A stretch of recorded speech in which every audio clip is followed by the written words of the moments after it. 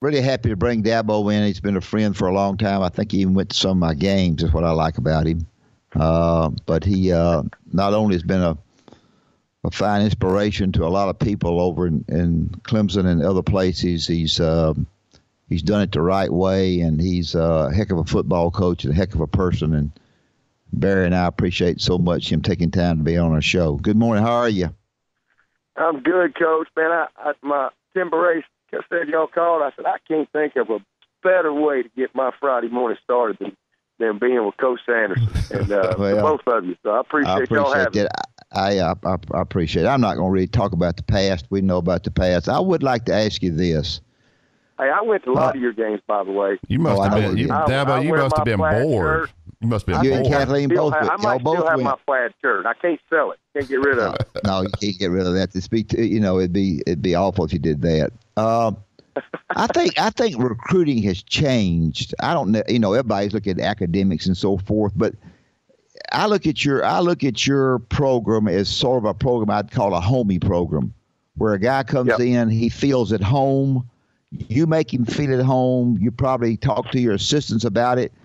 I think maybe a recruiting is. I did it for a long time, and did it right sometimes and wrong sometimes. But talk a little bit to our listeners about your going about recruiting and so forth.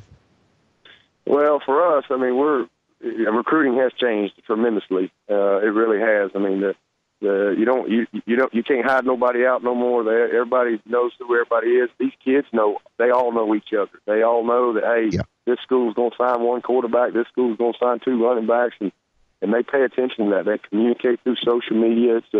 It's a different world. And for us here, we're incredibly transparent in the recruiting process. I try to talk them into not coming, to be honest with you. And because I want guys to truly understand who we are, the way we do things, what the expectations are, and listen, if you ain't gonna go, you don't want to go to class, don't come here. If you're gonna be one of them guys who wants to go out there and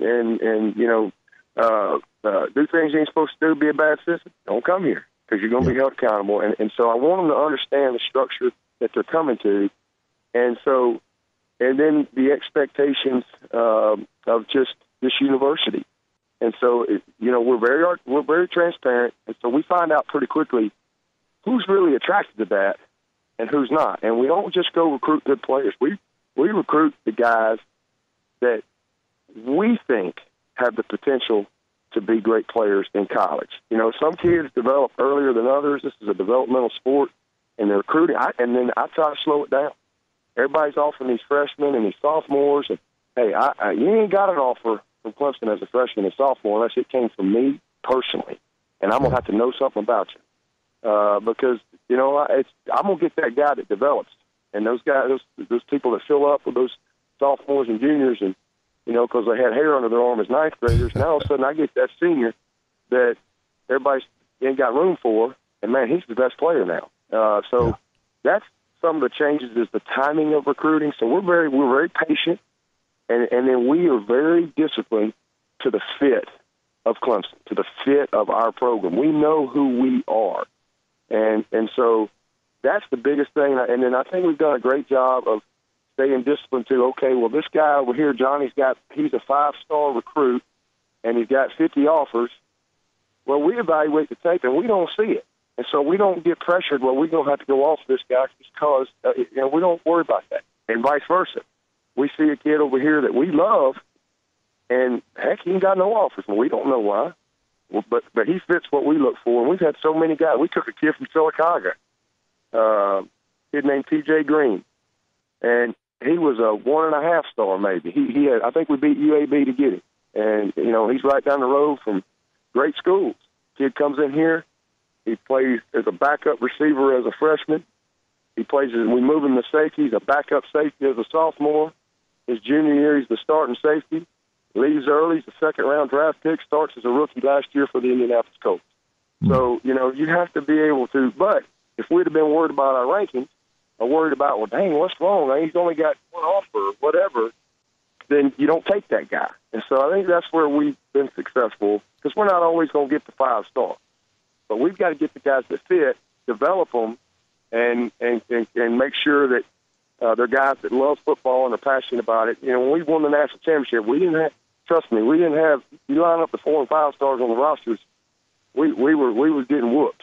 But it's not always. That's about the chemistry, the leadership, developing your guys, and guys that fit who you are.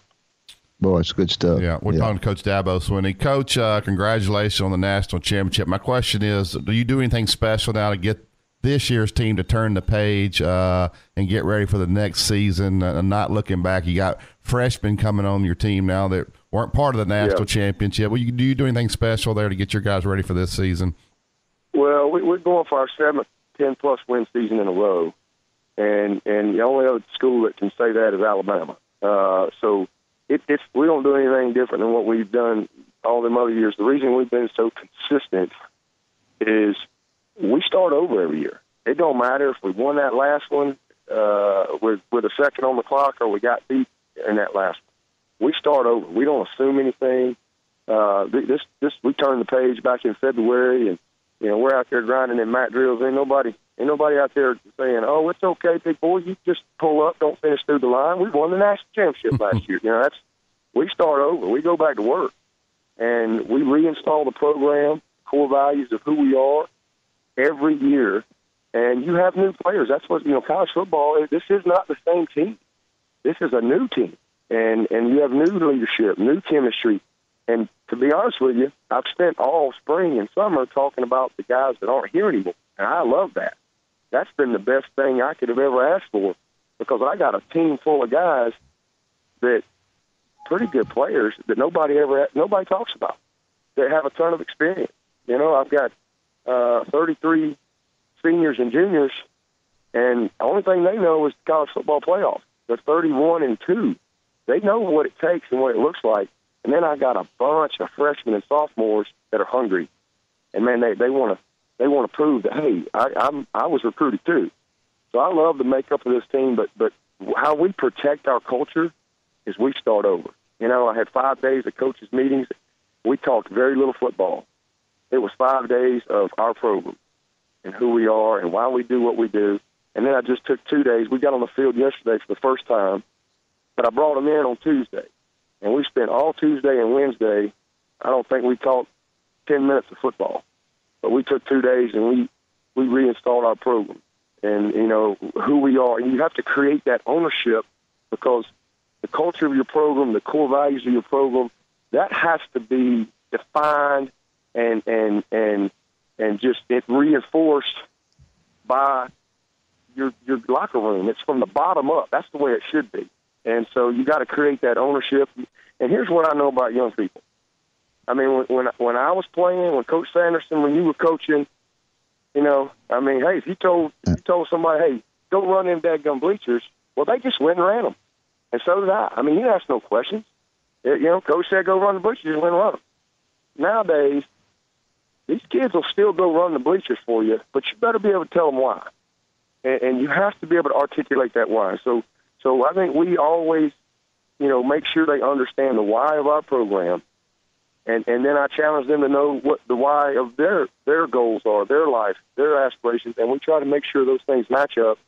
And we do that every year. We don't do anything different from that standpoint. But that's it. It's a new season. We're back at we were at the top of the mountain, but you don't get to stay there. We're right back at the bottom with everybody else, and with a humble work ethic and an eagerness to get back out there and see if we can fight to get back up. Yep, that. Well, at the skill positions, I know you had such a great quarterback that you went into another state and stole or got him and thought he could really play. But other people, got him. But anyway, talk a little bit about your guys at the skill positions, not what they can and can't do, just about what you have. Yeah. Well, again, now defensively we got.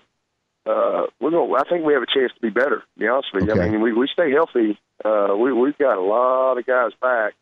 We didn't lose. We didn't have hardly any seniors, but we did lose some really impactful players on offense. We lost 6 guys that were great players for us and very productive. So we've got to fill those voids. But I think we've recruited well at quarterback. That's the first thing. I mean, everybody's going to talk about who's going to be the quarterback. Well, we're not choosing from the best of the bad. We've got some good guys, and we recruited them here because we thought they were great players and they fit what we do. We didn't recruit them to be Deshaun Watson. We recruited them to come in here. So I think, Kelly Bryant, Derek Cooper, Hunter Johnson, that's where it's going to start, with those three guys, and we'll see how it all plays out. I think we got three running backs, and Tavian Feaster, he's a great player, and Adam Choice and C.J. Fuller, those are three guys got good experience. I think you'll see all of them play.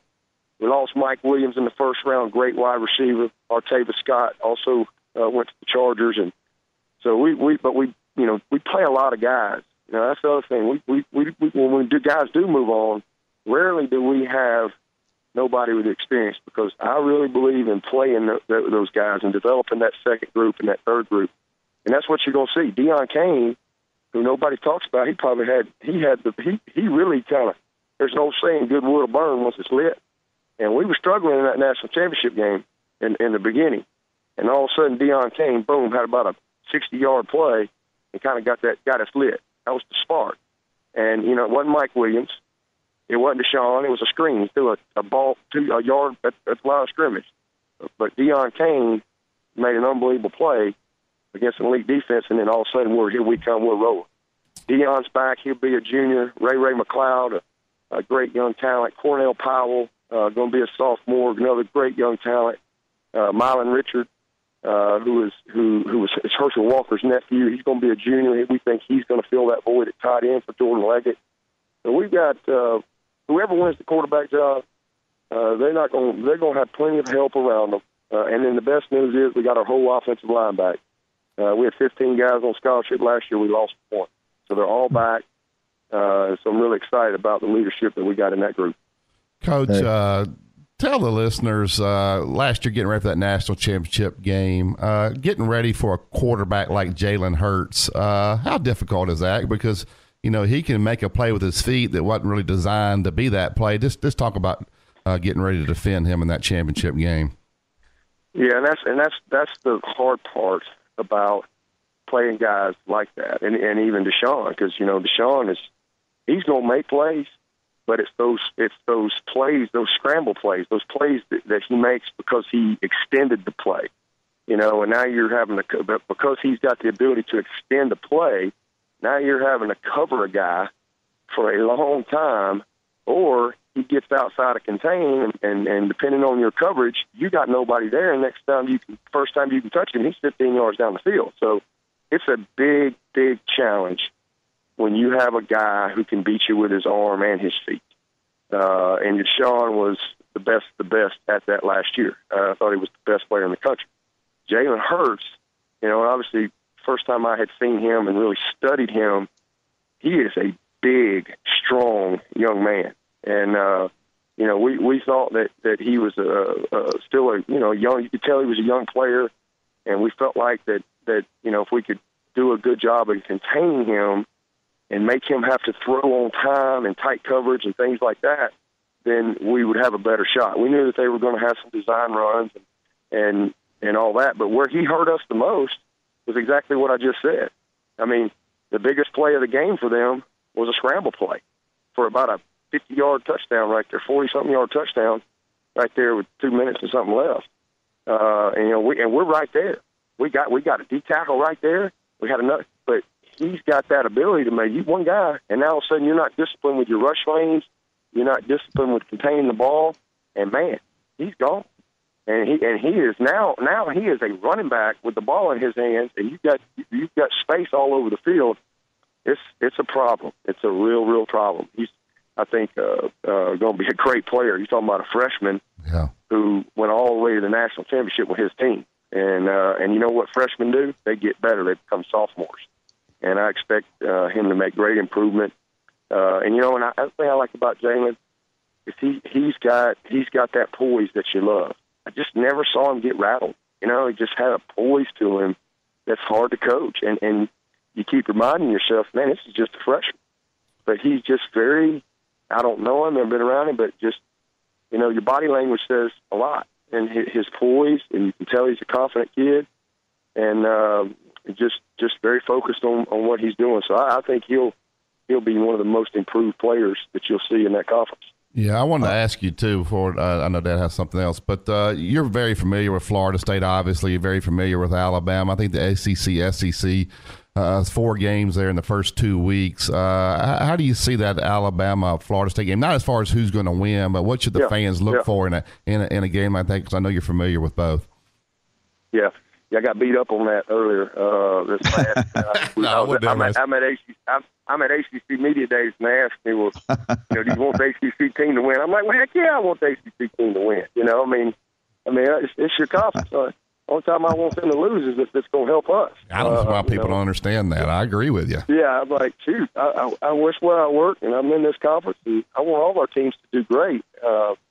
But man, they got their hands full. I have to tell you, you got to play that bunch from Tuscaloosa. You're going to have some long nights, and Jimbo knows that. But Florida State they're going to look the same. If you switched uniforms pregame, you wouldn't know who's who. If they ran out there in Alabama uniforms, Alabama ran out there in Florida State, you wouldn't know. These are 2 really talented teams, well coached across the board. They're going to be excellent in the trenches, and good quarterback play, more experienced quarterback play. Both of them coming off of their first years, great skill, speed all over the field. So when you have an opener like that, it's hard in college football because it's exciting, but when you're a coach or you're a player, that's the first time you've played since last year. We don't get preseason games, and you can't simulate Alabama in practice. You can in some individual stuff, but you can't simulate it live because you don't get a chance to play live as far as your quarterbacks, and then it's just so familiar. Now you're going against an unfamiliar foe, and it's the opener, and you don't have a lot of room for error. It is, a thin margin. And again, you haven't played. A team's had all summer to prepare for you, so it's not like you got 2 or 3 game tapes to really kind of see what their identity is. You don't really know. There's a bunch of unknowns. Heck, we got into the Auburn game last year, and they're running the dadgum wing team. We're just trying to line up. Mm-hmm. It's a tough challenge, and but at the end of the day, these kids know how to play football, and it'll come down to blocking and tackling, and who makes the fewest mistakes. They both don't make mistakes. Should be a great game, and I think no matter what happens, both those teams are going to have great years.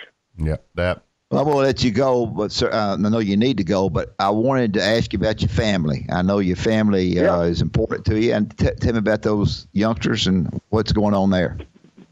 Oh man, I tell you, we've been having the blues in the Swinney house around here. I thought my oldest, he was 4 when he got here. He is a freshman at Clemson University, and moved out, and he's playing for us. He's a little receiver, probably be our holder too, but he's a receiver for us.